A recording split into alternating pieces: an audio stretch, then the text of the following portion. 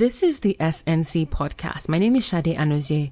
Today on the show, I have with me Koch Okoye. Koch is a music and entertainment business professional who works for Immensa Music, which is a boutique rights management company that is based out in Los Angeles, California. In his past life, he used to co-host The Morning Rush on Beat 99.9 FM. He is also a member of the Recording Academy and is an ASCAP publisher. I'm happy to have him on the pod with me. Welcome, Koch. Thank you for being here. Thank you for having me. How are you doing? I'm good. Sunny day in Los Angeles, so it's always a good day. I miss LA. My family's back in LA, so yeah. Nice. Have you had In-N-Out recently? No, but I do not have In-N-Out. On the record, I'll say that. I do not have it. Okay, so you're lying to someone. Okay. No, I haven't had it recently, no. Okay, alright. I feel like that's one thing that's like, it's apart from the weather and all these, awesome things, beautiful people in LA, I just feel like In-N-Out is like one thing that it's just like, it's missing in Chicago, and it's quite sad, the travesty that we don't have it here, so. Well, you guys have Garrett's, so. Really though? Why? Come on! Like really? Like, seriously, I feel like the line has made me hate Garrett's. Like, there's no way, like, I just don't really get the... And maybe also because I live in Chicago, so it's like you kind of get jaded. Yeah, it's not all the time. But I mean, I've seen like Nigerians put like 100 Garrett's in suitcases and take them back. Yeah, I've seen that. So Garrett's, it does make people good. Like you see the lines, and I'm just like, yeah, shout out to all the tourists. But anywho, well, I'm glad to. Talking about popcorn, just for everyone listening. So. Oh, yeah, like what? Okay, yeah, that is true. I apologize. We're talking about popcorn, and In-N-Out is like this fast food restaurant in LA, not in LA, in California, that's like pretty much the most awesome thing ever. I'm just gonna go on before I decide to like take a trip next to Cali. So, can you give us a bit of your background? Okay, so first of all, my government name is actually Onoche. Kind of like meshed and merged into Koch somehow, and it's stuck. I don't know, probably since I was like 13 or something. But so just going into my background, I was born in Port Harcourt actually. I was born in Port Harcourt. Shout out to all the PH people.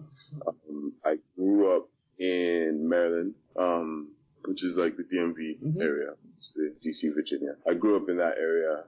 Started elementary school, as we call it, and then probably moved back to Nigeria when I was about, 10. Finished up primary school, like the last class or whatever, Montessori. And then moved to Ignatian in Benin. I was there for 5 years, and then I failed a class, and they told me to repeat. And my parents were like, man, you've turned into a bad boy in this school. So we're taking you somewhere else. And then I remember we were coming back from holidays, and I thought I was going to, Benin, the usual. And I found myself driving, like, in Lagos. I was like, what's happening? And they didn't even tell me what was going on. I thought, okay, maybe we're coming to visit someone. And then next thing, they're dumping me in this school called Corona.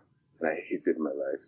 For at least, the first, month, I was just angry at my parents, my mom especially. And as with everyone who moves, you take time, you settle in.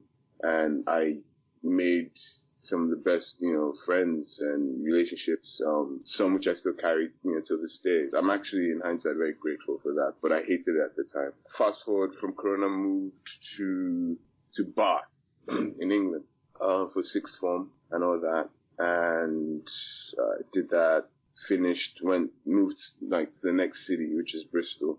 Basically, because I went to Bristol a lot from Bath. So I already liked the city. I had friends there, so I just, applied. And I got to UE, University of West England, which is in Bristol. It's the second uni, but it's the bigger one, but it's the less, prestigious of the two. And yeah, I did Bristol for a while, kind of found myself there, especially for what I'm doing today. I found myself in Bristol for sure. I was there for a very long time, longer than I should have been, actually. Why do you say that? Well, I mean, uni is 3 years, and I finished, so I changed course after 2 years. So, instead of 3 years, I spent 5. Okay. Because I was doing accounting, and I was doing it to impress my parents, I guess, I don't know. But, it just wasn't working. So, after the second year, I was I told my mom, yo, I can't really do this thing anymore. And then, you know, it was like a big, oh my God, you've, you know, wasted all this time. Your mates have left you behind. And I'm like, well, you know, I think that's when I kind of grasped that life is not really a race. It's a marathon, as they say. And I just took my time and I did my thing. Got out sometime 2009 or 2010. And I had a lot of time to really delve into the music. So I actually was was very heavily involved in music from the like event side to radio promotion to just cause working with like local artists in Bristol and London. And then and that was it. That was kind of how my thing just snowballed into what it is today. Yeah. So Just a quick question, going back to your story, when you were talking about how your parents like were driving to Lagos, I was literally waiting for you to say, oh, they took me to like Ajagule or something, and talking about Corona, like that's like the end of the world, and like really the Ajagule people. Go ahead. No, seriously, actually, far from, I mean, in Port Harcourt, I actually grew up, I wouldn't say rough, but it was like, you know, the neighborhood was not like the most pleasant, so it's not, actually it was not, I don't think I was an Ajagota, but to many people, I'm sure, like, yeah, like, seriously, dude. But yeah, for real, like, I've had my fair share of life, you know, so I don't necessarily, I've been definitely privileged, and I'm grateful for that, but that doesn't mean I've not been in situations for, you know, long periods of time where one would not desire. You know? No, I totally get that. That's just me being facetious because people think I'm the queen of bougie. So I'm just gonna walk on from that story. But yeah, you know, just also going back to that, like I have friends who went to Benedion and they've also talked about how like they feel like their time there, even though they had to transfer to a different school, felt that, you know, it kind of shaped them to be tougher and not take no for an answer because you have to, like, you know, Benedion can be quite rough, I guess. You know? There's this, like, I don't know, notion, this idea that Nigerian was like a soft school.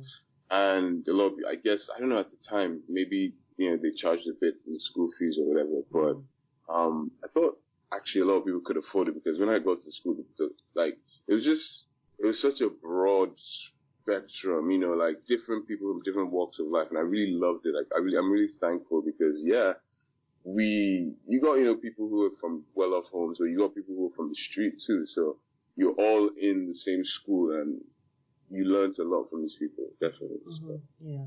Okay, just quickly, you said that you switched from accounting. So what was the major that you eventually focused on? Was it? Well, actually, I have a degree in economics. Okay. And I just, you know, I found that, I don't know, maybe it's the evil man in me. I just found that, like, easier to, you know, deal with, and made me, I guess, it challenged me more to think about how to make money, as opposed to accounting. My mom was in accounting, or, you know, she worked in the bank. So naturally, I kind of wanted to, I guess, toe that line, you know, but it just didn't work out. Yeah.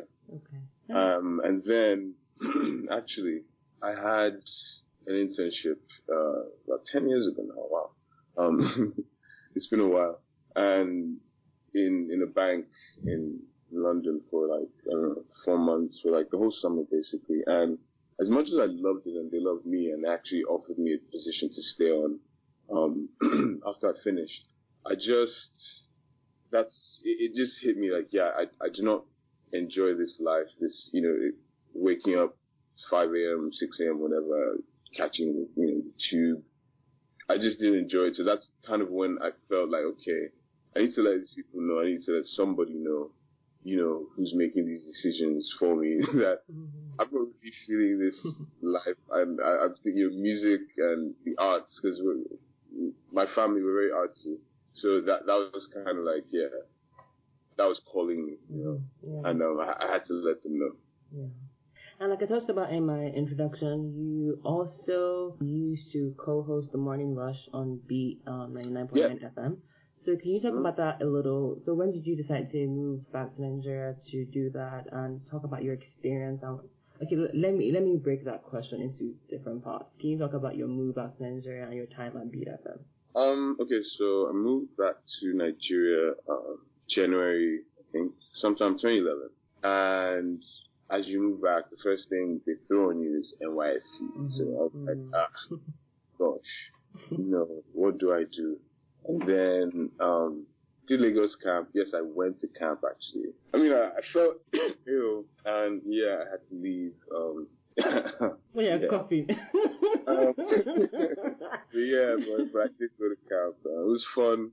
Reminded me a lot of Nigerian actually. Yeah. But yeah, did that. And then, luckily posting all that, I got posted to Lagos. I think when you go to Abuja, you're filling out the forms and everything. I just kind of let them know what I was after, I guess. I got posted. So I found myself working in Beat FM, right? And then, cause I have production, in my background. I've been a sound engineer. I've been a producer. I've done all that. Music is not just, music has always been my thing. Definitely not, I just saw an opportunity or something and I'm just trying to make a quick buck. No, I've been an artist myself. So when I talk to most people, it's coming from okay, I understand you.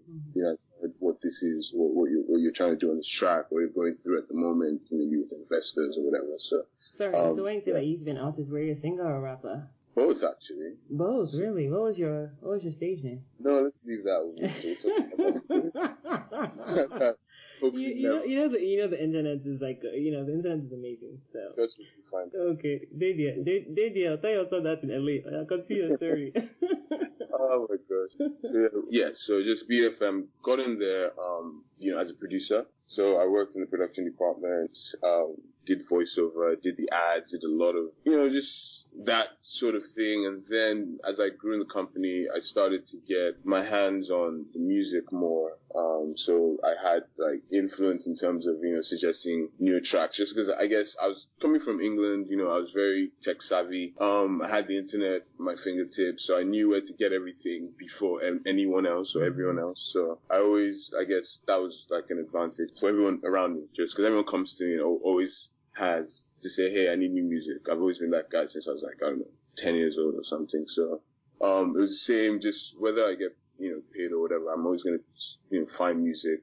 I'm always going to be looking for the next hot thing, kind of like the A&R in me. Yeah. It's always going to be there. So it's always been there. So yeah, started doing production with FM, and then from voiceover, I guess they all liked, my voice and what I could do. And then I remember, Olisa kept telling me, hey, have you thought of going live? Have you thought of going live? Have you thought of going live? And I was like, no, I haven't actually. No, I don't think I want to. I was very reluctant at first, and then he just kept pushing. Why were you reluctant? I don't know. I'm a shy person. If anyone who knows me knows. I'm actually pretty reserved, pretty shy, pretty laid back in my shell. So it's not that I don't like to. I'm one of those closet performers. I'll probably say I'll perform to myself.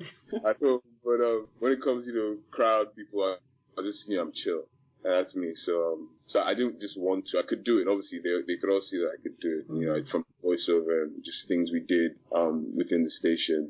And eventually, I think, I don't know, Ollie was ill or something, and he needed someone to help him on air. And yeah, man, I just this guy, come, take this thing, I beg. Yeah. And he couldn't. He sounded terrible, good morning. And so I had to step in and be like, hey guys, welcome, to the morning. Yeah. That's kind of how it started, and that's really how it picked up. Took off from there, picked up, and I just took on more, and then, we became a thing. And I enjoyed my time. So what did your time at Beat FM, what did that teach you about the Nigerian music industry? Okay, I know it's radio, but, just because you're dealing with, It actually, it was my time at Beat FM, my time in radio, it was probably, if not the most, it was one of the most influential periods of my career to date, just because it showed me the commerce in, I guess, media. I started to think media, not just music, because when I got there, I was only thinking of music. I was an artist. Actually, when I got back to Nigeria, initially I had a studio. I built a studio. That was my first legitimate business. It failed eventually, but, I did it myself. I had people come through, but the jobs were not enough. So we just couldn't sustain. So we had to close. But just coming from that side, I didn't really think much of the media, the business, the music industry as commercially or as, as much of a business. I've always been on the arts, and I'm still a part of the arts, but I just now have the business side to it. So the radio is definitely responsible for that, because I've seen the direct impact of music being on radio and then changing, an artist's life, via just the awareness, you know what I mean? They're going on to perform at shows and this and that just because the song is getting, played on radio, because they have a hit single or something. So it's like, it was definitely a very important, influential period for me, and it opened my eyes, because then I started to think, okay, from there, my friends, my partners, but my friends first, we went on to really take things on with like Aristocrat Records, which is a record label. Yeah. So the radio definitely helped me shape that idea of, okay, let's look at this as a commercial recorded business venture, because this is the business of recorded music, isn't it? So. Now, in terms of making the transition to a music executive, so when you left Beat FM, how did you now decide that, okay, I want to, like you said, you used to be an artist, but what made you now shift that mindset? Well, obviously running a record label, it's like you learn a lot, you're dealing with a lot, and I'd been in record labels before, like, management positions and stuff like that. But I guess when you have the first-hand experience of, dealing with just the procedures behind like A&Ring and corporate communication and going into meetings with execs from like telcos and this and that, when you start to have that, that and take that on, you kind of start to see things from, I guess, a different perspective, and you become, I don't know, maybe part of a different world where it's like, this is how these people deal. So you have to kind of be able to deal with this or be flexible enough to deal with certain things at certain times, if you know what I mean. Mm-hmm. Now, what exactly does your role entail at Immensum? Okay, so basically Immensum is artist services, music business services company, specializing in rights management. So by rights management, we mean like publishing, neighboring rights, image rights, just everything that has to do with kind of like one's intellectual property and copyright. And then we also provide other artist services, like Spotify playlisting and stuff like that. So we deal mostly or mainly in the digital space. So everything on the, talking to other labels or DSPs like, Spotify's and Apple's and things like that, trying to just work with them to work with artists, kind of, if you know what I mean, to represent them on behalf of the artists. I was about to say, like, yeah, how to reverse. Okay. Yeah. So at Immensum, I'm the director of sync and creative, which, in the publishing company, there's like a sync department which does the direct like pitching for film, to films and TV shows and games, of music. And then there's the admin department which, does all the, paperwork and copyright claims and stuff like that. And then there's the business affairs who works in tandem with the admin to do things when you're trying to clear a track or, someone's trying to do a counterclaim or something on your copyright. You have to work with the, business affairs, which is illegal. So yeah, I'm mainly creative, the A&R guy at, Immensum. And yeah, I spend my time on my days, talking to music supervisors about songs within our catalog and just, trying to get the most, value and exploit the music, the best way we can to get the most value for it.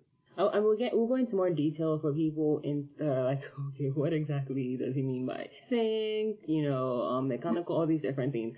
So I wanted to also know, what is a typical day like for you as the director of Syncs and Creative at Immensum? So first off, I have a day job. So I work for a company called TuneCore. Oh, cool. Yeah. So I work at TuneCore Publishing. So, and, based out in LA. Mm-hmm. And I work with them, but then, on the condition that I can also run, Immensum. So it works out for me. So some, like half of the week I'm at TuneCore doing, what we do there. And then on a typical Immensum day, I will just obviously, emails, go back and forth with, the music supervisors or, people you've pitched to or whatever, whether it's positive or negative, and then obviously talk to my writers and my clients, and that's pretty much it. And then spend the rest of the day probably pitching to new leads and prospects, and you just spend most of the day communicating obviously that's because I just do like the creative, but then obviously on the admin side, I will oversee what they're doing, and they're just, mainly registering new works, with the PROs or any collection society, and sometimes the collection society or the PRO will come back and say, hey, this song belongs to this person, or you didn't file your splits correctly or something. So you just kind of have to clean up all that stuff on the admin side. And then, same thing for the business affairs. Like they will, I'll pop over there and see what they're doing. And they just are going back and forth with these bodies, trying to settle disputes that have already started, that kind of thing. Before I go into more detail about what Immensa Music does and what they can offer to Nigerian producers and songwriters and artists. So this is me, like I told you, beauty of the internet. Now, tell me if I'm wrong, okay? Now, so I went digging. I was in Amiibo. I feel like I said Amiibo is like my next best thing. So I went on YouTube and I saw that you used to have a YouTube channel. Actually, you kind of still have a YouTube channel. Oh. And there's this video that you're recording. I think it was the Stoner Cafe chilling. Oh, yeah. Oh my God. I told you, don't mess with me, my brother. Oh. So, wow. No, but you know what's so cool about it? That it also just, echoes what you've been saying about your journey. Like, you've always been that, A&R management event type person. You know what I'm trying to say? But it was just cool to see you. I can't believe you found that. Wow. You have another video that you recorded for, Dark Poet. Yeah, that was Ibu. It was just such a pretty awesome performance, actually. It has to do with, the number 6. I was like, oh. Yeah, that was, I used to have a camera, a DSLR. I did a little bit of filming for a while, and then my camera got stolen in Nigeria, obviously. And I just never picked it up again. I just never had time, I guess. I could never find the time to just get another camera and start doing it again. But so that was the period when, shot music videos, I shot things like that for Dark Poet and stuff like that. And I actually did it. I made a little money off it. I did it for a couple of companies as well. So yeah, that was a fun time. That's cool, yeah. Someone's getting fired. Don't worry, it was nothing bad at all. It was just good to see, a young person trying to, put themselves out there. And I was like, oh, I'm gonna bring, because I figure that, you will be all professional. So I was like, nah, gotta open his behind. Okay, now, one of the most amazing quotes I just think that everybody loves is from Erykah Badu. And, she's talking about the reality of music and the music business being two different things. Yeah. I wanted to know, because now we have a lot of Nigerian artists, producers, and singer-songwriters who are beginning to wake up to the reality that, it's one thing for you to have good music. It's another thing for you to actually know the music business. So I wanted to know, for you, especially with what Immensum does and what you do as an executive, how does that make you feel to know that people are actually beginning to pay more attention to the business side of music? It's brilliant, because sometime 2013 or 14, I would talk to, one or two artists, and I'd ask them, hey, what's your publishing like, or what's this or that like? And it was annoying for me because they didn't really know what I was talking about. So I knew that, okay, education was necessary and is necessary, because a lot of people still don't know what, publishing is. And basically, music publishing just deals with copyright and the composition under a song, under a recording. So say, for example, The Bodyguard, Whitney Houston, famous song we all know. Whitney Houston didn't write the song. Dolly Parton actually wrote that song.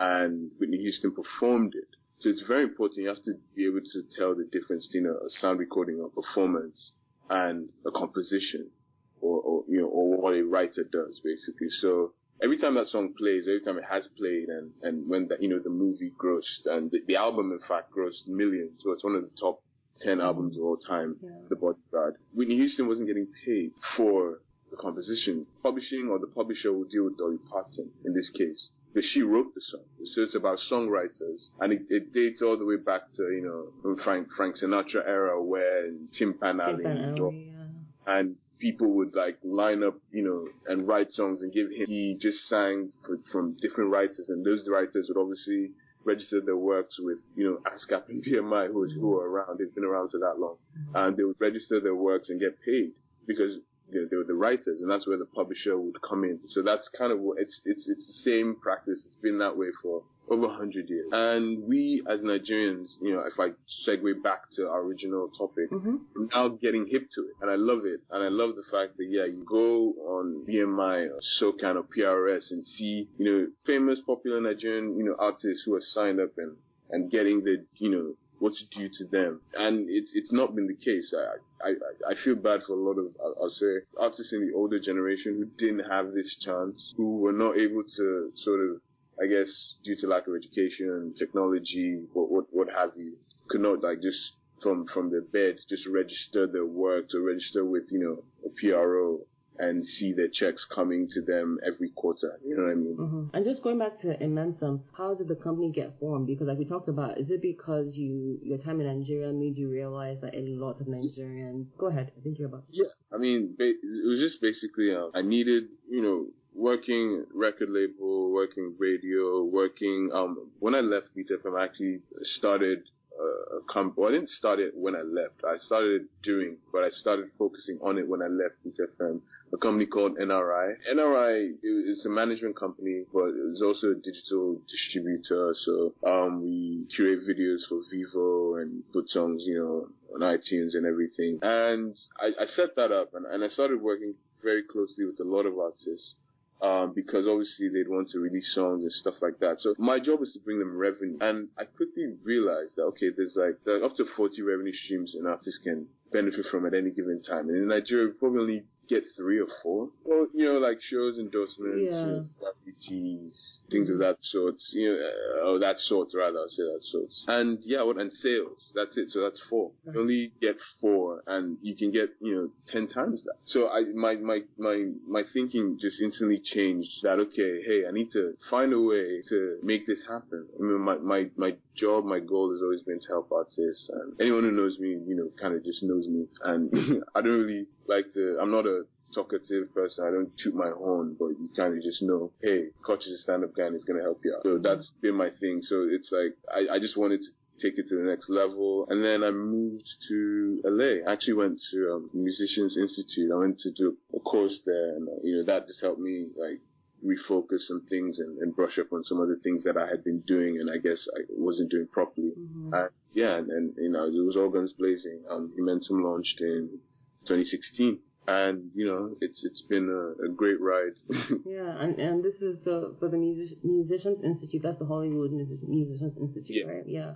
Some of your clients include Davido, Lady Donley, Burna Boy, Praise, Adekunle Gold, Nissy, Lyric, Avala, Fowles, Jackie McLeod. I hope I'm pronouncing her name right. So for someone who is a songwriter and knows that Nigeria is not really a fertile ground for songwriting and then making money from publishing, how can they take their skills to the next level and say, okay, I want to, beyond being in Nigeria, take my skills outside the country?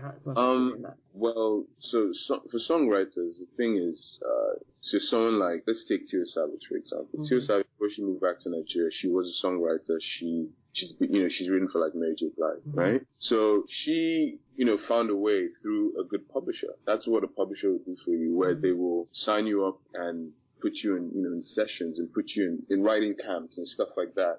And they'll get you, you come up with great songs, and who knows who they can pitch it to. The publisher can have, a Universal A&R who's looking for a song for Justin Bieber's next album, and then you just get, they pitch it, and, the artist hears it, and it's like, boom.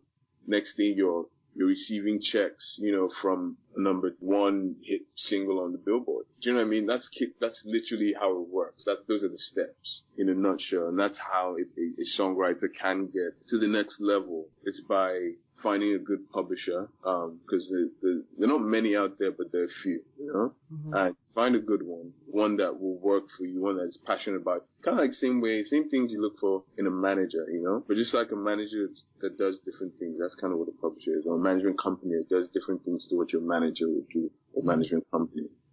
Just find someone who's passionate about your music and about your songwriting and has a vision for where they want to put you and the vision aligns with yours, and boom, I think, that's a match made in heaven. You go for it and see where it takes you. Yeah, just to answer your question, that's pretty much it. Because the reason why I asked that question is, I know a couple of people in Nigeria who have publishing deals in America. And I think that a lot of Nigerians who are really talented songwriters always think that they have to move outside the country to be successful as a songwriter. But you can still be in Nigeria doing whatever it is you're doing and just be right. Sorry, go ahead. No, of course, I was just agreeing with you. Yeah, so that's why I had to ask that question, because it may seem like a very, I guess, self-explanatory question, but again, not everybody has the same level of knowledge that everyone has, so it's just always good that you kind of break it down for the average person. And also still kind of going back to songwriting, I don't know why that's like sometimes you hear some Nigerian songs and you really wonder why the person didn't get the help of a songwriter. I'll come to that. Now, what I'm going to say is don't be too critical of our songwriters, because, first of all, we have some of the most fantastic songwriters. Oh, no, when I say, I'm not even criticizing the songwriters, I'm talking about the artist. Well, I mean, when I say, okay, so first thing, most artists are songwriters in terms of, most artists write their own songs in Nigeria, or generally in today's world, ever since the Beatles, that's kind of been the thing. You write your own songs. And not everyone does it, but it's like, it's a thing. When I say songwriters, I'm also referring to artists, just to clarify. But yeah, they're serving their market. Do you know what I mean? Like, they know it's like the market wants what it wants. Yeah, sometimes, Apple, they've defied that by giving us sometimes what we don't really know we want, but then we want it the next day, But yeah, generally, for music, your market wants what they want and you serve them, So when you have an artist making a song and you think, oh my God, what are these chewing gum lyrics? It's like someone out there is really like vibing their life out to that, to those singable chewing gum lyrics that someone else, with a more discerning ear will be like, this is nonsense, So so just being, I guess I won't even lie, like a younger me was like, what's this? There's a time I did not really listen to Nigerian music, maybe, 15 years or so ago. And when I would listen to Nigerian music, I thought of it as very basic and very just silly because of some of the lyrics. But then when you actually become more immersed in the culture and you get to know what or why this is happening, why this song is being, sung, or what, just what's being said, you kind of find an appreciation for it. So that's just to go back and, to saying, don't be so, because yeah, sometimes they do that very deliberately. Like sometimes they do need songwriters, I agree with you, but other times they're actually doing that because they're just serving the market, I'm glad that you definitely made that point, but it's not even from a bashing standpoint or saying that the lyrics are bad, not even that, or saying that they're not serving the market. I totally get all of that. What I'm even saying is that even if you want to serve the market, there are people who are talented enough to write songs that will still serve them out. That's the point I'm trying to make. So I'm not even saying that you have to have your lyrics be about chemistry or biology. No. Because, for example, someone like Davido, he has perfected that craft of, he knows that there are people in Nigeria who are talented songwriters. Not even singers or even their producers or whatever it is. And, he has been able to say that, maybe on certain songs, what I may want to say, I may not be able to convey that properly, but someone like whoever it is that writes songs for him, or he buys songs, So it's not even about bashing, because clearly I'm not, I love the Nigerian music industry, but I just feel like we have this thing sometimes where like people don't want to even acknowledge that, someone wrote a song for them. Like it's like a taboo for someone to say, Sade, Koch wrote the song for me, and it's like, but there's nothing wrong with Koch singing. You have to sing the song. Actually, go ahead. Touching on that, I guess I kind of got what you were saying wrong, so I apologize for that. You're right. Someone like Davido, I think he's very open about people writing for him, or not people, because he's a great writer as well, but the songs he has used, he lets people know. And other people kind of hide it, and it's true, and it's sad, because that's literally the industry right there. That's the entire publishing industry. The publishing industry in America is like a $5 billion industry, and that's just the US. I don't know, like Europe, the entire Europe is probably another like 5 billion or something. So it's like you're denying an industry when you deny that, this person wrote my song, or that person, contributed on my production or something. You're just denying a whole industry, and I find it quite silly. But then I don't really blame people. It was never like set up, or it was never made or laid there. Do you know what I mean? And that's why people like myself are doing what we do now, to enable that environment, for songwriters to thrive, because there are hundreds of thousands of songwriters in Nigeria who just don't know what to do.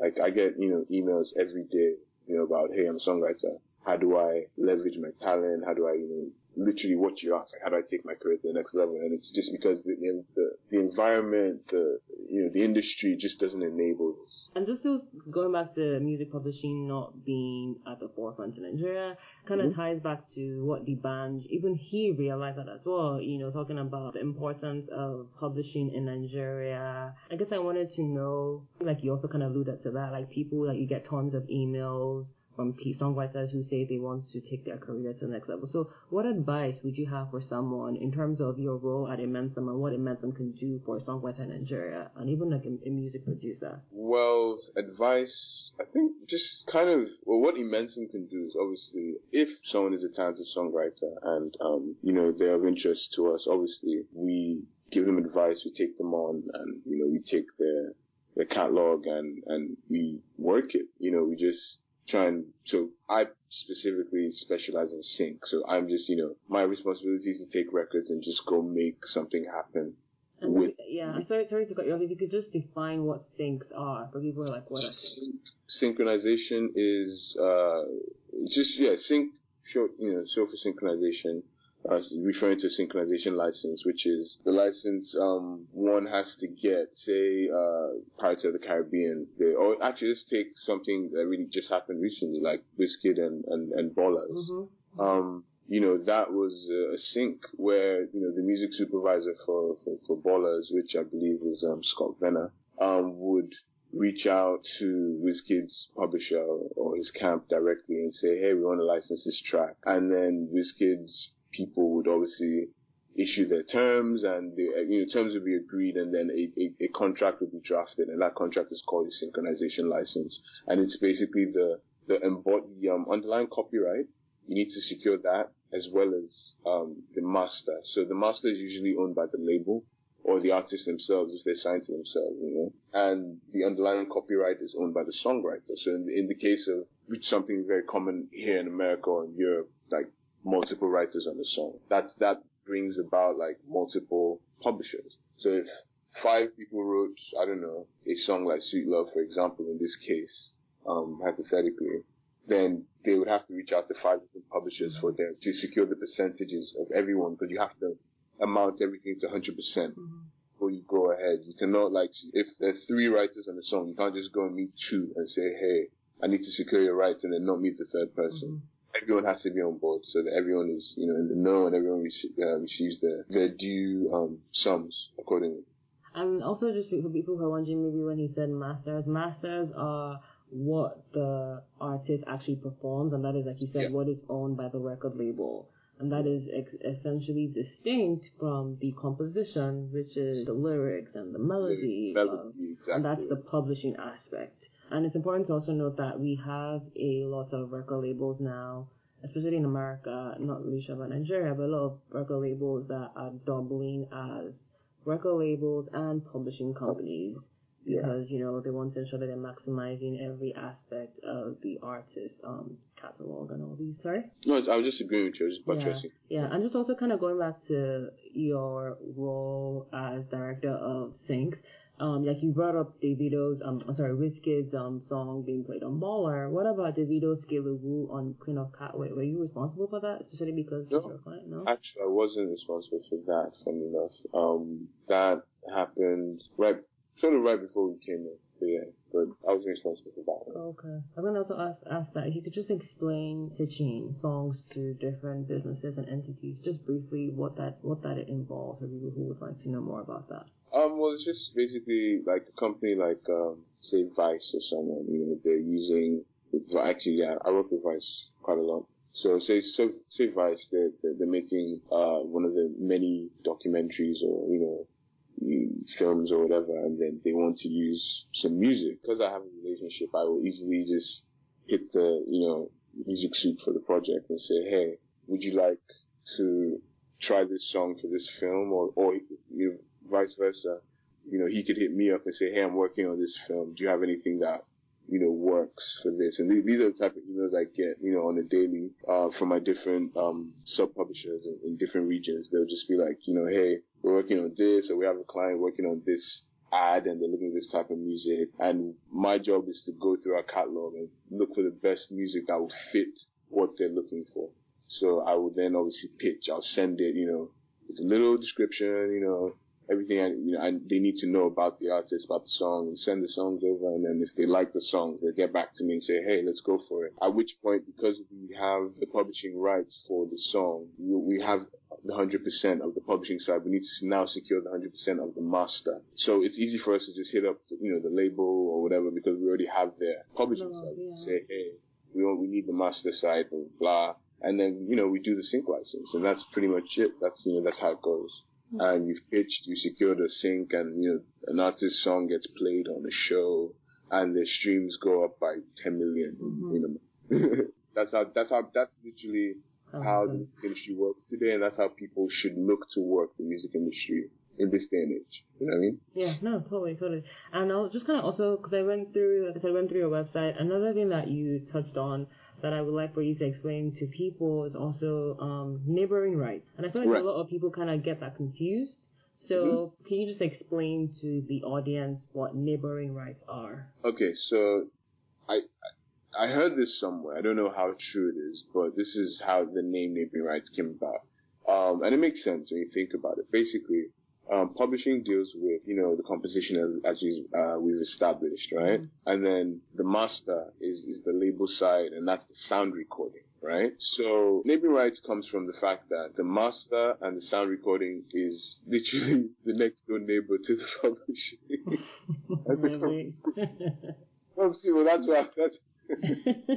so it's such a funny story, but yeah, that's kind of just to help people remember it and differentiate. That's like an easy way I find. Just think of it as the next door neighbor. It's on the other side of publishing and composition, and it deals with sound recording and master. So just like the example I used before with Whitney Houston and Dolly Parton.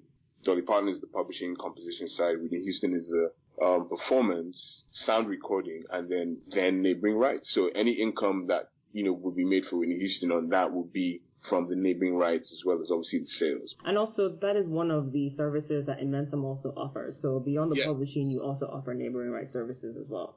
Yeah, we do. So we cover both sides, and it makes it easier for us because then when you're controlling both sides, it's easy to just obviously pitch for a sync. You don't have to go and chase someone up and say, hey, I need the master. Yeah. You have it.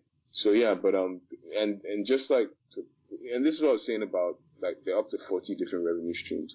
Just like how PROs, COSON, for example, in Nigeria, will pay, or ASCAP and BMI or PRS in the UK, they will pay the performance side for publishing. For the UK, there's a company called PPL, and they will pay neighboring rights. So there's usually another royalty waiting for the artist after they've collected one from PRS. There's another one waiting at PPL. So it's that kind of thing. If you don't know about these things, then obviously you can never operate, and you need people who are in the know, who are ready to take care of you, to sort you out. Yeah, and when you say PRO means Performance Rights Organization. So if you could also explain what PROs do and how that's also kind of connected to what Inventum, the services that Inventum offers to its clients. Well, PROs are, in most of the world, at least up to more than 90 countries, that they're different PROs, and they're performance rights organizations. Their job mainly is to issue blanket licenses to establishments like hotels and clubs and TV stations and radio stations to enable them play the music they play. So when these guys pay their blanket licenses, the radios and the TVs and all these guys, the PRO will then kind of sort through everything, and they have a formula they use based on how much each artist gets played. So BMI, for example, have about 750,000 writers, right? So for all those people who are registered, all the money that comes in, say for America, they have 100,000 registered. They will look through their, the formula and say, hey, this person's Beyonce's or not, whoever has been played, a million times. So based on this formula and a million times, this is how much you get of the blanket license we've collected from everyone. Do you know what I mean? That's basically how it's split. And the same for every other country around the world, including, should I say including Nigeria? Yeah, because the equivalent for that would be COSON. Well, yeah, so COSON now, I admire Koson because of what they have attempted or are attempting to do, but it's Nigeria's like a different ballgame because companies and establishments naturally are finding it hard to pay for music in a climate where music is pretty much valueless, and that's our fault. We don't value our music, so people devalue it for us. So it's hard for a company like Koson to say, hey, this station or this club pay us X amount of millions of nairas for using these songs, and then the club will look at them and be like, "Pah, what are you talking about?" Or the radio station will be like, "Pah, we're giving these guys promotion." So it's kind of like it's a hard climate, and that's why Koson have had to resort to multiple lawsuits. It's hard because people, then they go to arbitration, and then they'll settle at something, which is much less than what they really do. So it's like it's a hard climate in Nigeria, and don't get me wrong, I'm defending Koson because Koson as well have their faults, and they can improve. As anything in life, you can improve. What would you say their faults? Some of their faults are. I'm not trying to I guess enabling a better environment for music publishers in Nigeria. That's a major thing for me, because at the end of the day, the PRO is meant to work directly with songwriters, yes, but they're also meant to work with music publishers. Even if they I think Koson operates with, if I'm correct, the European model of copyright and publishing, which is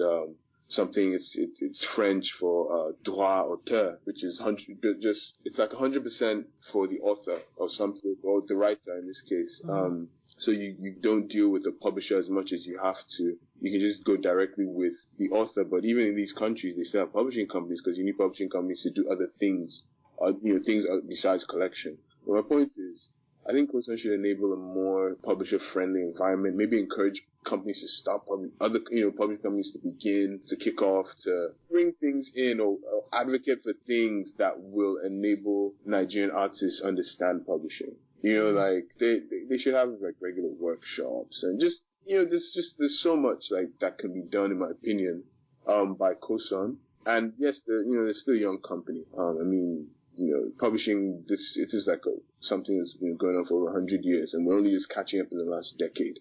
So we have a while to, just like in Nigeria, the country itself, we're still a young country when you think about it. So we're trying to do a lot, and we'll get there, but it's the sooner the better, for everyone's sake. Yeah, and just me playing playing the counter argument for Koson is because you have some people or singer-songwriters or whoever producers who are self-published. So could an argument for Koson be, well, because some of these people are self-published and they don't want to have to go through a music publisher, that's one reason for them to deal with songwriters directly? Well, see, so here's the thing. You need music publishers for many things as a PRO, not just for for paying out work. Do you know what I mean? So even just for I don't want to go into a lecture here that you do need a music publisher for. You need them to account for certain counterclaims. Like an artist, a songwriter can't really deal with counterclaims. Do you know what I mean? Where do you want to begin to deal with the administrative process of music publishing? The hard part that people don't, music publishers don't get praised for. You cannot, come on.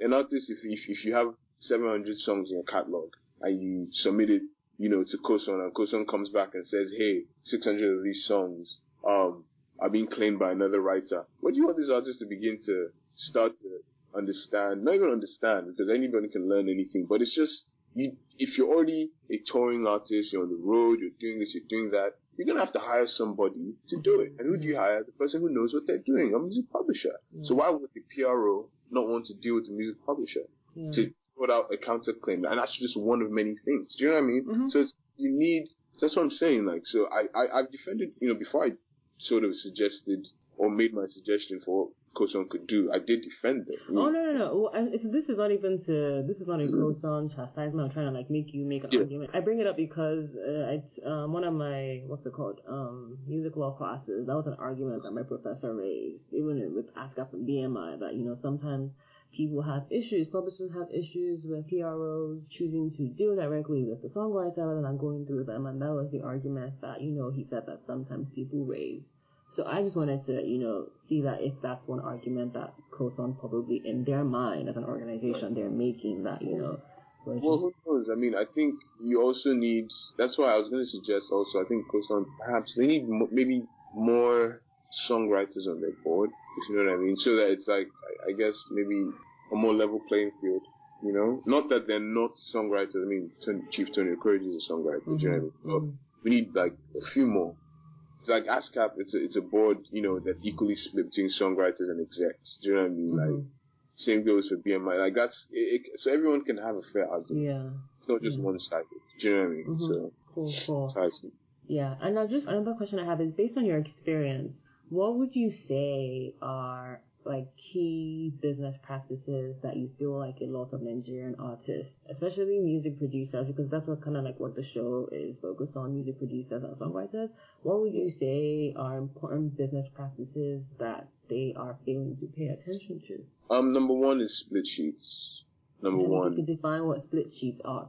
So a split sheet is basically for any track that's done, you should either before the track is done, or maybe during, or you kind of, everyone starts to have an idea of what their contribution to the track is. Now sometimes obviously some people want more than they are due or whatever, but it's down to either the artist directly or through their representatives, being their managers or their publishers or whoever, lawyers, whoever, to agree and have it written.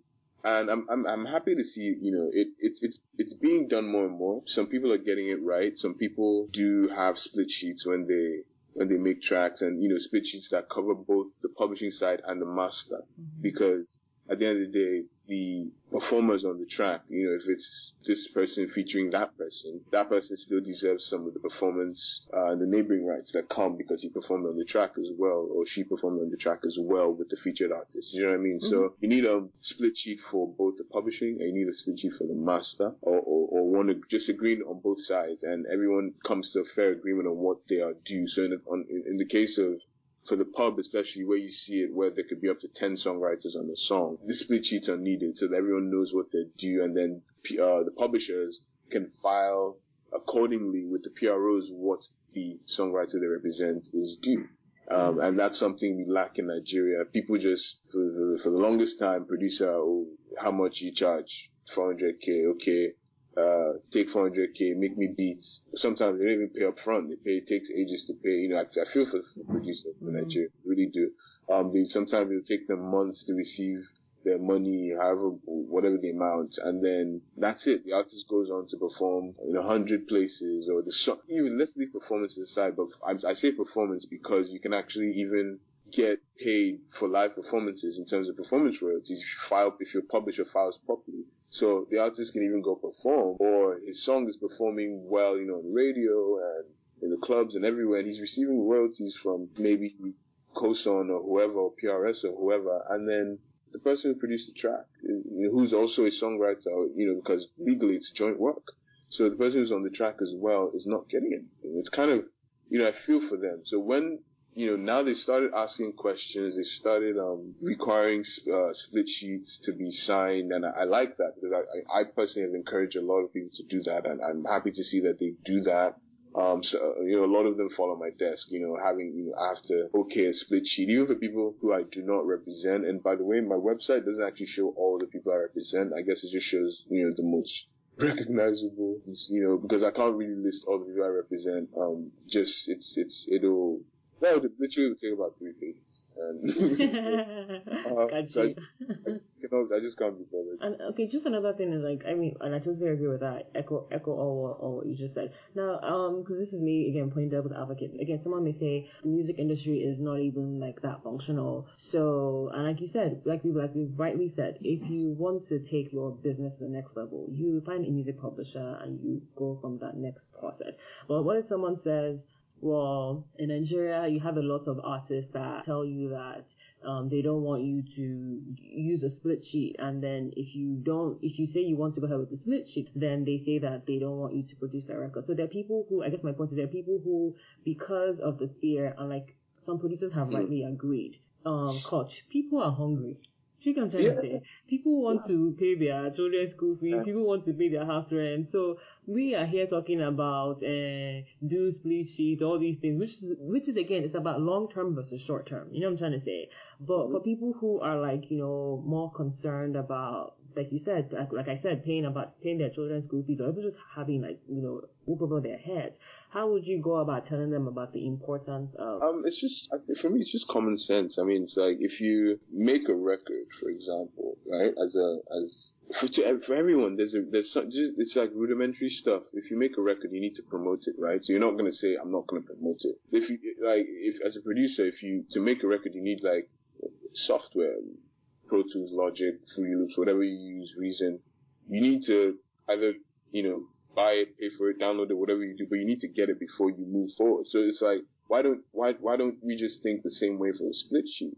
You need to sign a split sheet before the song is released. If not, it throws everything into chaos. Like, why can, it's like common sense. It's something like, and I get that, yes, people are hungry and people sometimes might be intimidated, and everywhere in the world, people sign bad deals and bad contracts. I mean, look at Kesha, what she's going through. It's kind of basically the same thing. She went through a production company, which, it meant, artists, depending on your situation, if you can, don't do that, but hey, you go through a production company, you get screwed. It's the same thing. So if you are intimidated or you have no choice, then just maybe make sure the contract you sign is not so long, so you can either renegotiate or get out of it in due time, in a fairly short period of time. Yeah, because I remember speaking to a producer, Shay Keys, and that was one of the conversations that we talked about in terms of publishing, and he was like, he agrees that a lot of Nigerian producers need to recognize the importance of split sheets. But then at the same time, like he said, like I just said, is that he said that sometimes you have people who, they're really hungry and they don't have, money. And so for them, he said that what advice he would give is that if you're so caught up in ensuring that you have food on your table and, all these different amenities that you need, he's like, just charge high. Like you said, people want to eat, people are hungry. So that's the first thing, they're going to charge low. So in fact, that's what ensures that at least they're getting something fair when they split on a track. Because even if they're charging, some producers do not charge a thing to some artists for tracks, and they just all share the pub, or just share the rights, the neighboring rights and the pub. They're fine. Do you know what I mean? So people, and that serves as the payment right there. So there's no way you cannot charge high. Like if you're and that's just the climate. Things are hard, so you have to have a split sheet if you're trying to survive. Because I don't know what the process is, but I want to believe that Koson will support split sheets. I want to believe that they will, just like any other PRO, receive split sheets or multiple claims on a track. Or if anything, you still need. The other thing I would say is maybe find a publisher to do this for you, or sign up with. Well, you have to anyway, or your publisher can help you, but sign up with PROs directly, so that once you signed up, if you're a producer, you produce this track for this artist and they paid you 400K, still go and sign up with Koson and sign up with PRS or whoever and put your claim in for the track.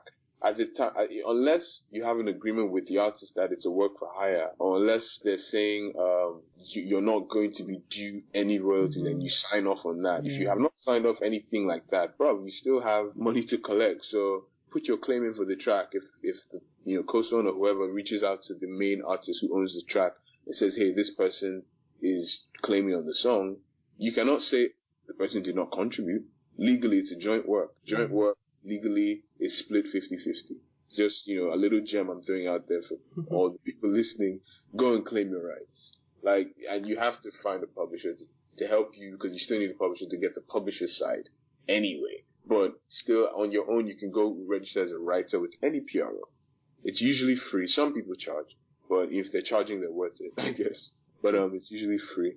And, sign up with a PRO and get your rights, get your money as producers, man. Because of, like you said, the lack of education, people don't understand it enough to want to go into the business. I think it's easier to understand a record label is just, okay, you start a company that promotes music and, you shoot videos, you record the music for the artist and you provide, you take care of the artist. And that's kind of a more simplified business structure for a lot of people. But then with like a publishing company, it definitely is more complicated and more complex, and you have to do a lot more things. But I think people should take it on. And if you really love the music and the industry, and if we're all trying to get the industry to where we want it to be, I mean, we're seeing what's going on. Everybody is reaching the world. I mean, every artist from Wiz to Tiwa, everybody, we're reaching the world. So if we want to be taken seriously, and we want to sustain this, because at the end of the day, when you look back to like the big Caribbean, Jamaican songs of like 2000, the early, late 90s and early 2000s, Sean Paul and Beanie Man and all of them, they all came as a collective. They came all as a wave. It wasn't just like one person, like standing there. So we can't just have like, Wiz and David and Tiwa and, just doing their thing, because after a while, people kind of fall out of love with the sound. So we all need to just galvanize ourselves and move together as an industry. Everyone needs to get their act together. More publishers need to come into the industry. Competition always like, it's always good for the market. So I always encourage it. So more people need to come in, more knowledgeable heads need to come in, and more, I think the age-old problem in Nigeria as well, more of the older people need to kind of loosen their grip and let young people take charge, so, because eventually it's going to end up in the hands of the young people. So why not just work with them? Why block? So I find that a lot of older executives and just elder statesmen of the music industry are not really doing what they should do in terms of integrating the young into it, because then you just get more people educated and get more people aware. So some of these conferences that happen, we should have like real talks and real recorded and televised, and live streamed talks about, hey, where's the music publishing sector of this country? Like, for example, and I'm sorry I'm going off on a tangent. No, seriously, go ahead. IFP, I don't know if you've ever heard of IFP. The company, I believe it's International Federation of... the phonographic? Phonographic industry, exactly. So they release, I'm an IFP follower, member, and I read the report every year. And this year, the report came out for obviously they always report for the year prior, the previous year. And so in 2017, they brought out the 2016 numbers, and I reached out to them instantly. I was like, hey, where are the figures? What's going on with, you guys talk about Africa, like streaming was up 300% in South Africa, for example, in 2016, which means it's growing, and there's money to be made for artists, even our artists. And I asked them, hey, where's Nigeria on this? Where are the stats for Nigeria? Because they pretty much report on every country in the world. And the guy told me, hey, Nigeria's not, doesn't report, and Nigeria's, record music industry is not recorded, and because it doesn't report. And it's like, it broke my heart, because then I was, because I think we talked about this off air, where, you're talking about PwC, valuing the industry. And I always look at it like, come on guys, like, where are you getting these figures from? Because this is so skewed. Like, you have no clue what the true value of this industry is. It's way, way more than what they're talking. They said, it's like 40 million or 47 million, and it's going to be, 86 million by 2020. Come on.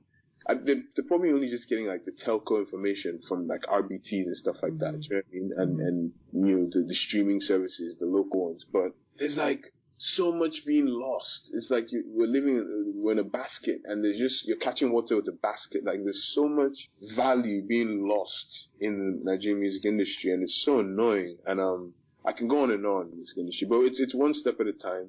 And definitely, I mean, people like myself, people tell me, hey, when are you coming back home? Blah, blah, blah. And I'm like, yeah, I'm coming. I mean, my plan is to definitely come back and bring my knowledge and, have my fair share of input to the industry, because I think I have something valuable to bring to it. But I guess I've just chosen to come and fight with the big dogs in the Americas, establish us as a global company. And then I guess it's Nigeria, they never, or just generally, they never, what's that saying about the prophet is a stranger in his own land or whatever? Kind of how I see it. I want us to firstly conquer it, like, on a global scale, which makes it easier to just integrate Nigeria into our plan. For me personally, it's that I was in Nigeria, part of the industry, and I guess I felt like I peaked. I hit a ceiling and I needed more.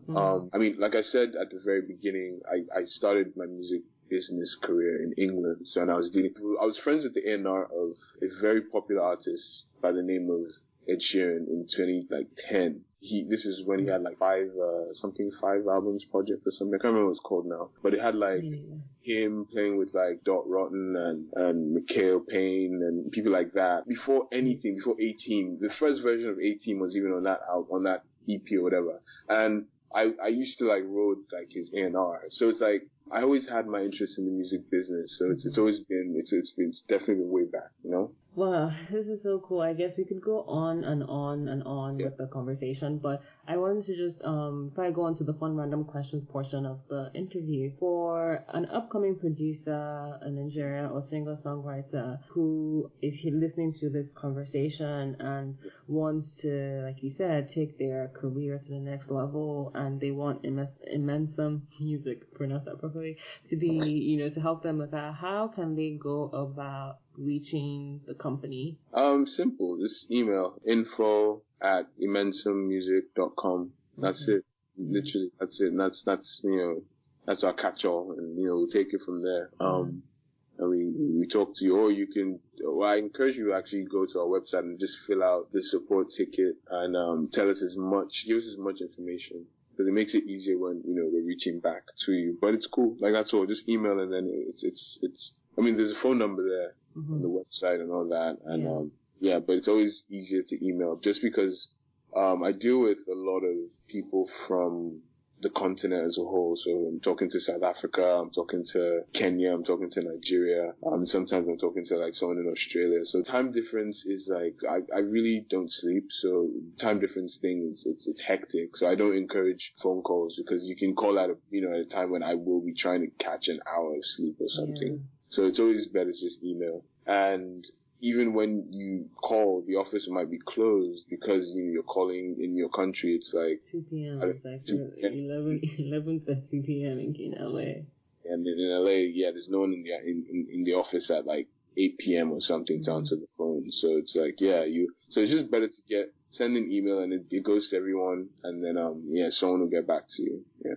Okay, very cool. So I just make sure, because some people may hear like, oh, well, they're based all the way in LA, but like we said, a publisher does not have to be in Nigeria to represent you. Go ahead. No, definitely. No, I was just going to agree with you. Definitely not. And it depends on really what market you're chasing. Like I deal with music soups and film companies in Nigeria as well. Actually, I want to say something about that.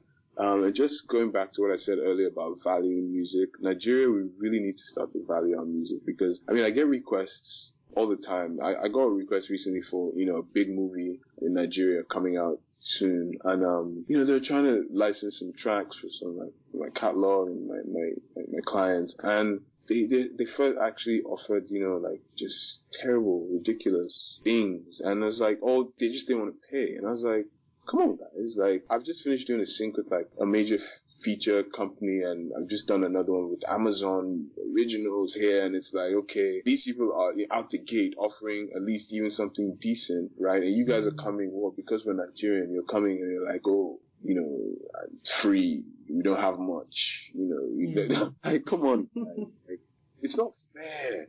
Like, it's not even about, okay, it's just not fair. Like, you need, for a film, what thing does not require music? You know what I mean? What thing does not require music that is audiovisual? Come on.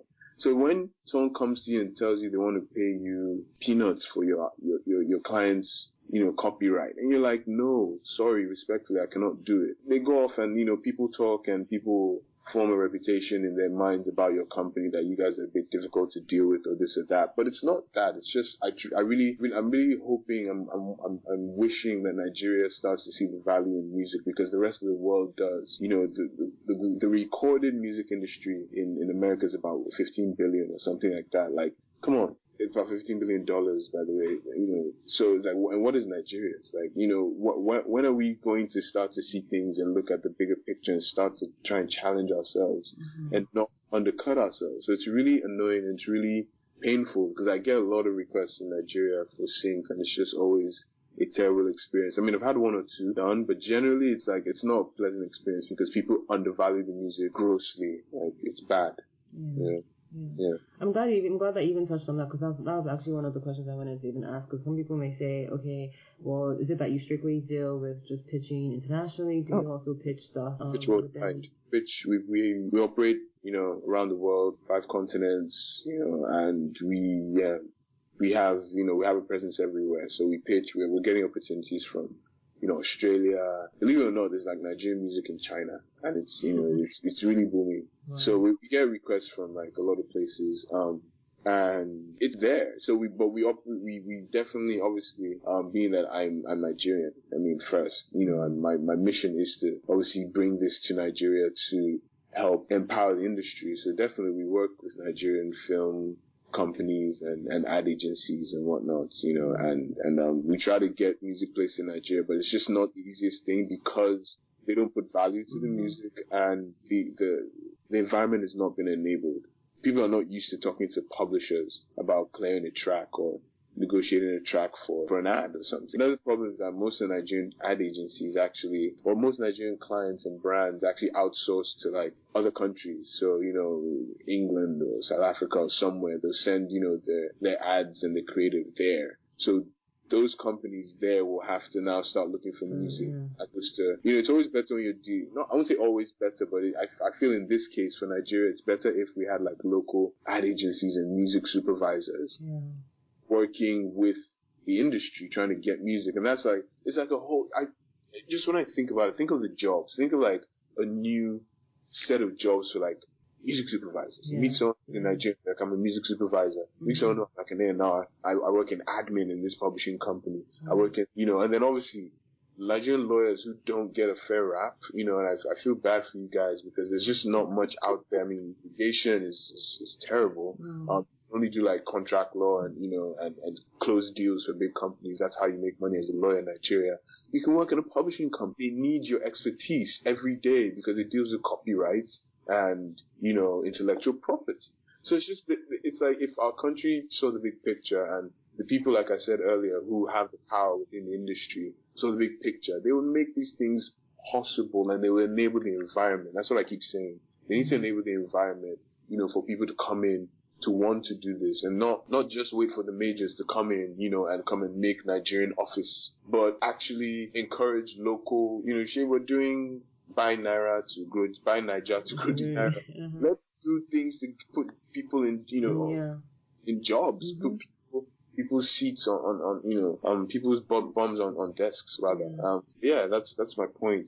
And because I employ now, we have an office in Nigeria and I employ people. So I know what I'm saying and I know how hard it is, first of all, to even employ people because of lack of education. But then even further beyond that is that the lack of environment doesn't even enable the companies to want to set off. So it's like a big snowball effect. Just you talking about the wealth of job opportunities, people just think that, within the music industry, it's either I have to be an artist manager, I have to be a singer, a rapper, a producer, but there's more to that. Oh, let's not even go into that. I can take you on another time. Well, let's go on to the fun random questions. I think that we've done our best to talk about the music business side of things. So this is, my favorite part. Okay, not favorite part, because not like I'm negating on what you just said. So let's just move on to the fun random questions. Okay, all right. So first question is, if you could pick a new name for yourself, what name would you pick?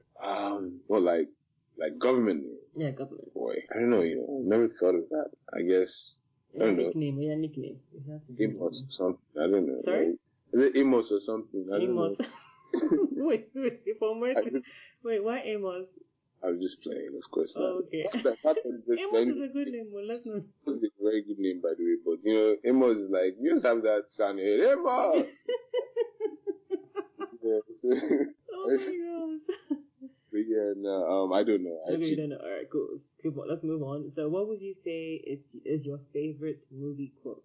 Movie quote, I do not have. I have music quote. Okay, let's go with that. So mind you, I'm terrible with like on the spot like questions, by the way, because I'm a deep thinker, so I have to like think really deep. But anyway, music quote, my favorite line is, apply yourself to supply your wealth. And that, obviously, that, when you think of wealth, not just like money, but as knowledge and just everything that, has value or brings value to your life. That's what I classify as wealth. So yeah, apply yourself to supply your wealth. Yeah. That's by GLC on, funny enough, it's a Kanye West track, and I believe it's My Way Home on Late Registration. I believe. Yeah, I was meant to like recheck the album. That kind of, that had that. That's the artist in you, You haven't told us what your stage name was, but don't worry, I will just tweet it. Wait there. Frida. Okay. Okay. All right. Third question is: if you have to decide between okra soup, egusi soup, or oha soup. Oha any day, man. Like I was when you had, because egusi is actually like my least favorite, but okra is definitely up there. But oha is the one. Oha is that's my team. Yeah. I just thought about that randomly. Okay, cool. Yeah, oha is pretty dope as well. Although I like okra. Okra is like my favorite. But all right.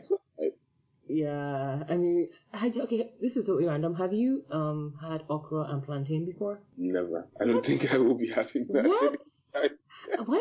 Why is that like, so, like, people never get that, like, whenever, because I grew up eating that as a child, like, okra and plantain, like, with stew, obviously.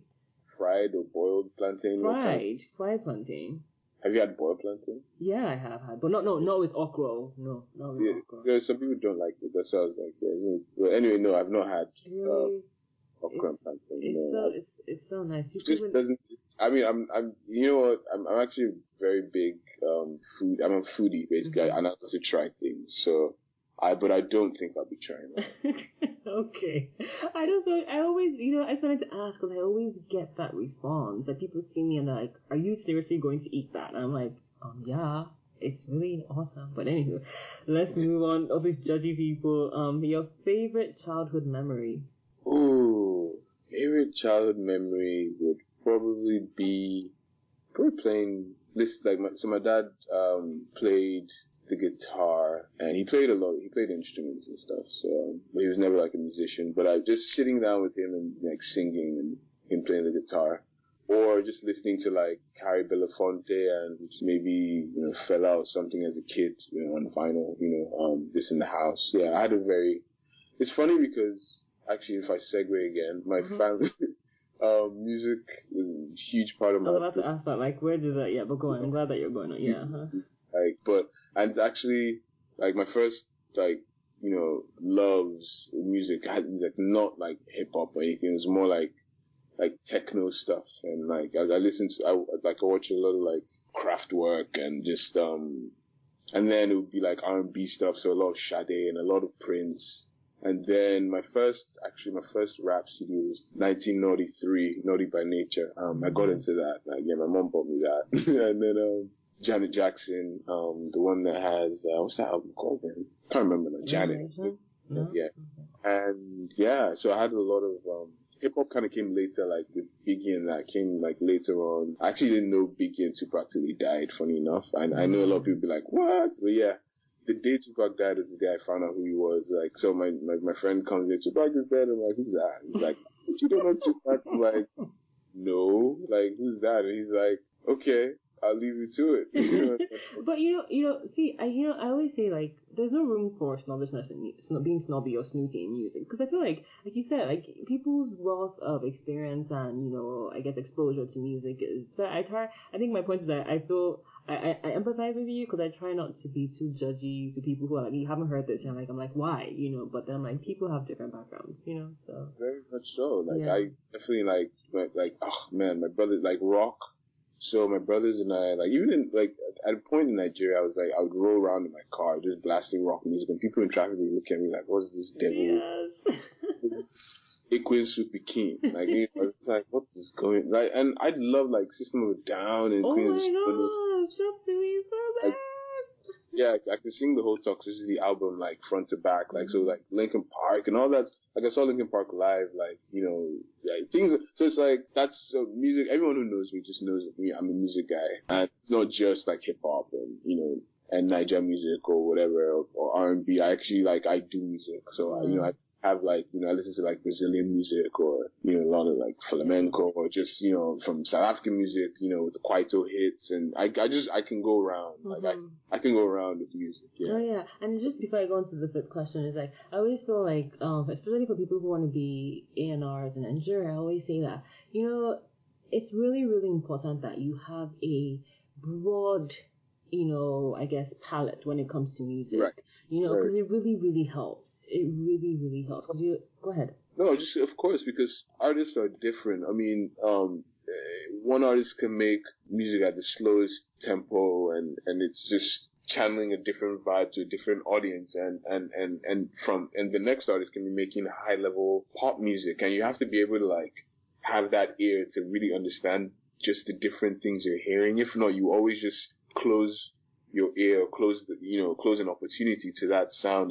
Because A&Rs have a lot of influence. A&Rs, most of the time will pick the songs that go on an album and things like that. And if you're picking the wrong songs from what your artist has done, or if you are just not even encouraging the artist to make the best music they can make, then that's a problem. So that's just going, back to your point, you really need to have a very, very, very wide range, and your palette needs to be on point.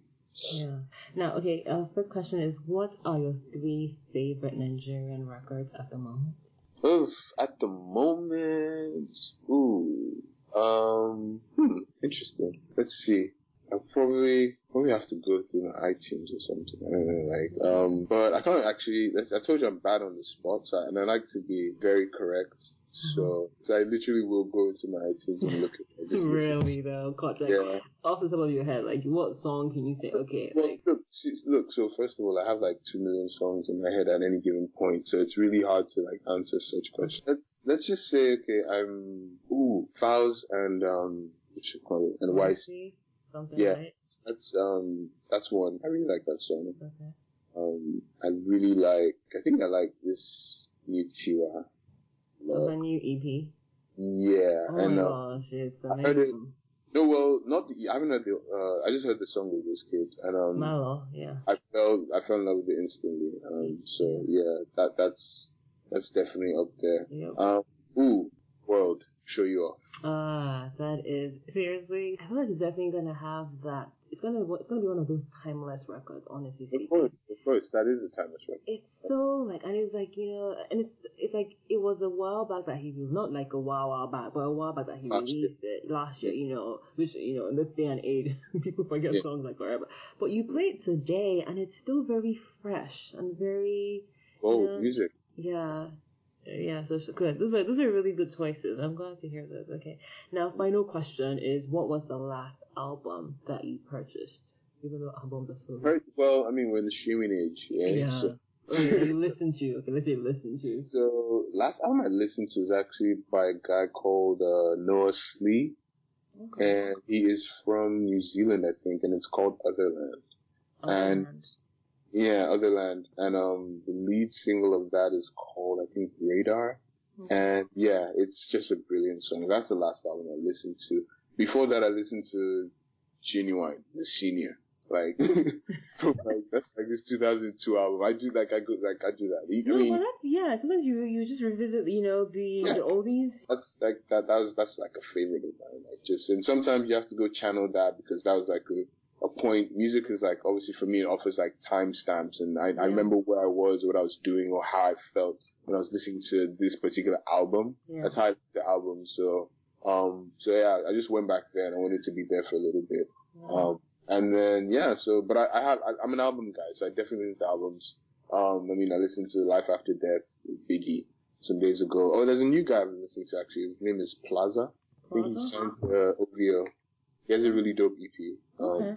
And then, actually, last night I listened to I've gone on a bloody tangent. Last night, the last album I listened to is Best of PM Dawn. PM Dawn is from like 91 or something, and there's this song, I Die Without You. I heard it somewhere, and I just went back to listen to the album, to the best of. I love, PM Dawn was so dope. I feel like that's probably where The Weeknd got his vibe from. Because especially when he had his his broccoli hairstyle. So it's broccoli top. Yeah, that's like literally PM Dawn used to do the same thing. So yeah, you could check PM Dawn. I Die Without You. It's an old song. It's like from the Boomerang soundtrack. And you see, it's funny that we're talking about sync and everything. That was a sync, right? Yeah. So that's like I Die Without You. It was a sync for Eddie Murphy and I think Halle Berry. I think I know that song. I'm not really sure, but yeah, it was like the main song off that soundtrack. Yeah. And I've loved. I guess that kind of tells you how much I love like syncs and stuff. Yeah. Because the reason why I let you go on a tangent because it's music and I love discovering new artists. So thank you for sharing those with us. Now, before we close, do you have any advice for aspiring or even established Nigerian artists, music producers, and songwriters? Know your rights.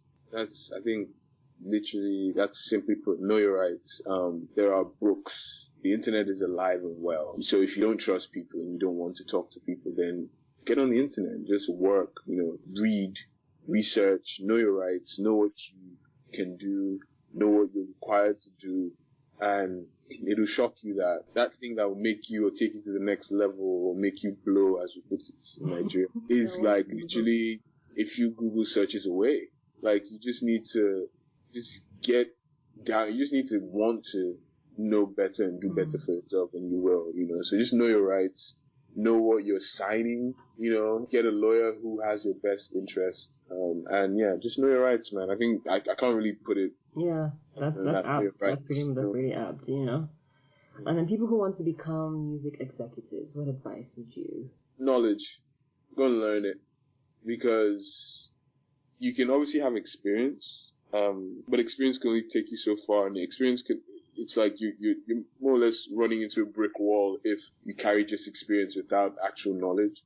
So you literally be doing the same wrong thing over and over and over again for years. So the quicker you gain knowledge, same thing, go learn, read some books. If you can, take a couple courses or whatever. You can never stop. Like I have a bookshelf and I buy books every day. Music business books. I'm always reading just new stuff just to stay here because the industry is forever evolving. It's changing always. Like, I'll tell you a story. I have one of my, I guess, mentors, I'll call her. She used to work with A&M Records, which is A&M went on to help kick off Interscope and Jimmy Iovine over time. But Albert and Moss, I believe. Anyway, she used to work with A&M back in the day, and today, she doesn't know how to release music in terms of, she doesn't know how to use digital platforms and all that. She's like maybe 60 or 50 something years old, but she was like an exec who she worked at like, Michael Jackson and all that back in the day. But now she doesn't know how to release music because she never stayed hip. So it's like you need to stay hip to the times and because you might be on top of the world today, but if you don't stay hip, that's how you fall off. That's how people come and take your place because they know what's going on. So, for example, right now, streaming is everything. That's what people just need to know, that streaming is everything. It's only going to get bigger. It's only going to be a bigger machine. So, you need to know what you're doing as an exec. You need to know how to work your way around that world and how to get people value from that world if you want to stay alive in this industry today.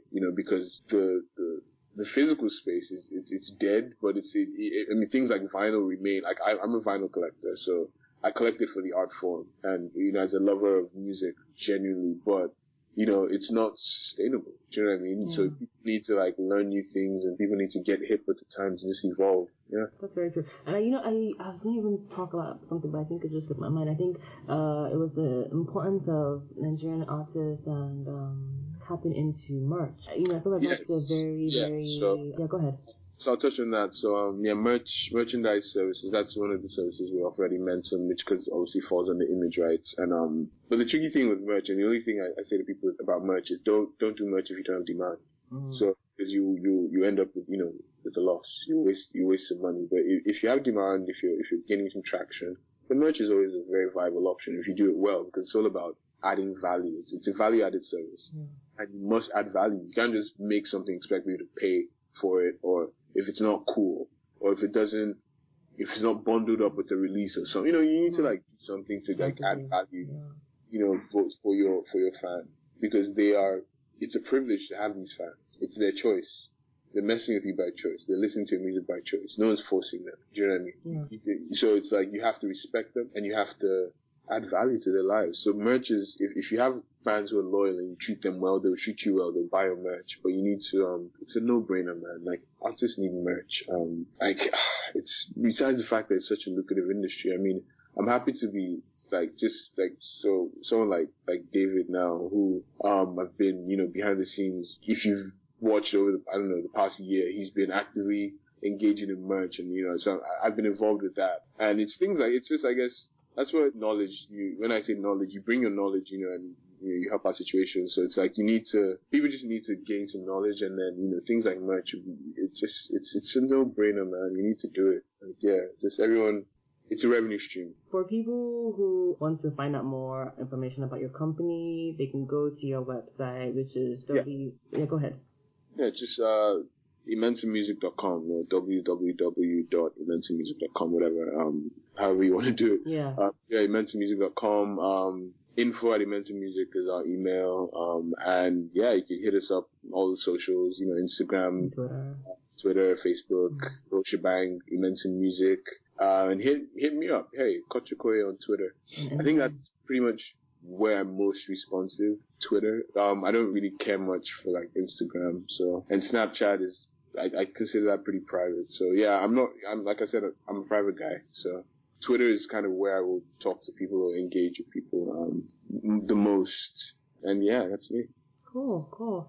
Well, thank you so much for coming on, Koch. Thank you for having me. I hope we've achieved a lot by, or in educating people and letting them know that, they need, to take this business seriously. It's a business. So, treat it like anyone who's selling you something in a shop or something. They need to get paid the right amount of money to keep their store or their stall up. They need to pay their rent and all that stuff. So, treat the thing like the same way. You need your money, so fight for it, because you need to record, you need to live, and fight for it. Yeah, man. So thank you for having me, and I hope we've done our bit to educate people on that. I hope so too. Well, that is the show, everyone. Thank you so much for listening. As always, I will be back in another 2 weeks with another awesome guest. And my name is Chloe, hasn't changed, thank God for that. Shade Ananzie. Sorry? Why are you doubting? Why are you doubting my closing? Let me finish my closing. Thank you very much. So, my name is Shade Anazie, and you can connect with me at Shade Nonconform. So then, bye. The SNC podcast is produced by Shade Anazie and Tomiwa Pawumi. To ensure you don't miss subsequent episodes, you can follow the show on its various social media handles at TheSNCPodcast. So that's TheSNCPodcast. And that name is universal across Twitter, Instagram, SoundCloud, Facebook, iTunes, and Mixcloud. Alternatively, you can follow me on Twitter at Shade Nonconform. Till next week, cheers.